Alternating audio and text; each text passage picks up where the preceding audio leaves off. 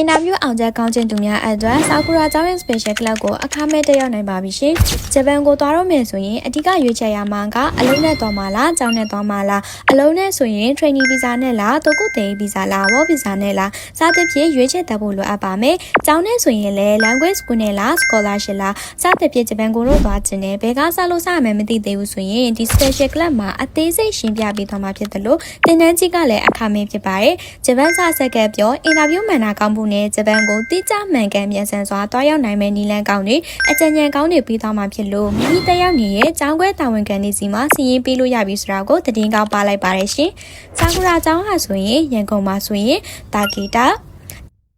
တောင်မွေမြောက်တကုံနဲ့လှဲရမှာလည်းဖွင့်လှစ်ထားသလိုမန္တလေးဆိုရင်69A3839ကြားတောင်ကြီးဆိုရင်ခွာညူလမ်းမပေါ်ပကုတ်ကူဆိုရင်အမှတ်နဲ့ရွှေချမ်းသာလမ်းမပေါ်ဘော်လမြိုင်ဆိုရင်အောင်ဆန်းလမ်းမပေါ်မှာတက်ရောက်နိုင်တဲ့အပြင် online ကနေရောတက်ရောက်နိုင်ပါပြီရှင်ဒီဗီဒီယိုကိုအဆုံးထိကြည့်ရှုပေးတဲ့အတွက်အထူးပဲကျေးဇူးတင်ပါတယ်ရှင်